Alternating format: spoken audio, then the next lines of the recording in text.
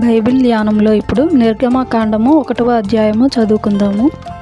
ఐగుప్తులోనికి యాకోబుతో వచ్చిన ఇశ్రాయేలుల పేరులు ఏవనగా రూబేను, షిమ్యోను, లేవి, యూదా, ఇస్సాకారు, జెబూలూను, బెన్యామీను, దాను, నఫ్తాలి, గాదు, ఆషేరు.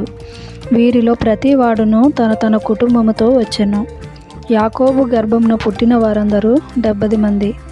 అప్పటికి యోసేపు ఐగుప్తులో ఉండెను. యోసేపును అతని అన్నదమ్ములందరూ ఆ తరము వారందరూ చనిపోయిరి. ఇశ్రాయేలీలు బహు సంతానము గలవారై అభివృద్ధి పొంది విస్తరించి అత్యధికముగా ప్రబలిరి. వారున్న ప్రదేశము వారితో నిండియుండెను. అప్పుడు యోసేపును ఎరుగని క్రొత్త రాజు ఐగుప్తును ఏలనారంభించెను. అతడు తన జనులతో ఇట్లనెను: ఇదిగో, ఇశ్రాయేలు సంతతి అయిన ఈ జనము మనకంటే విస్తారముగాను బలిష్టముగాను ఉన్నది.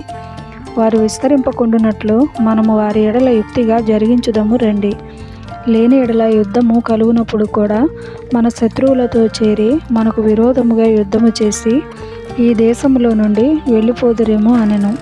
కాబట్టి వారి మీద పెట్టిన భారములలో వారిని శ్రమ పెట్టుటకు వెట్టి పనులు చేయించు అధికారులను వారి మీద నియమింపగా వారు ఫరో కొరకు ధాన్యాదులను నిల్వ చేయు పీతోము, రామెసేసను పట్టణములను కట్టిరి.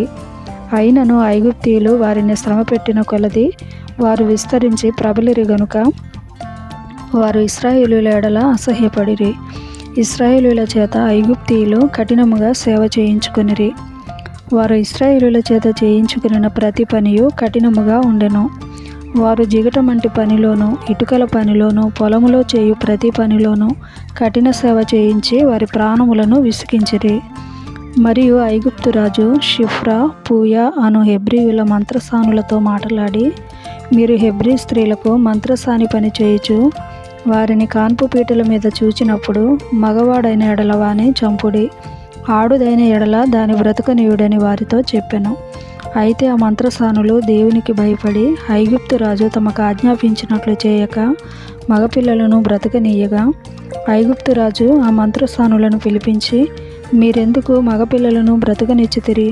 ఈ పని ఎలా చేసితిరి అని అడిగెను. అందుకు ఆ మంత్రసానులు, హెబ్రీ స్త్రీలు ఐగుప్తు స్త్రీల వంటి వారు కారు, వారు చురుకైన వారు. మంత్రసాని వారి యొద్దకు వెళ్ళక మునిపే వారు ప్రసవించి ఉందిరని ఫరోతో చెప్పిరి. దేవుడు ఆ మంత్రసానులకు మేలు చేసెను. ఆ జనము విస్తరించి మిక్కిలి ప్రబలెను. ఆ మంత్రసానులు దేవునికి భయపడినందున ఆయన వారికి వంశాభివృద్ధి కలుగజేసెను. అయితే ఫరో, హెబ్రీయులలో పుట్టిన ప్రతి కుమారుని నదిలో పారవేయుడి, ప్రతి కుమార్తెను బ్రతకనీయుడి అని తన జనులకందరికీ ఆజ్ఞాపించెను.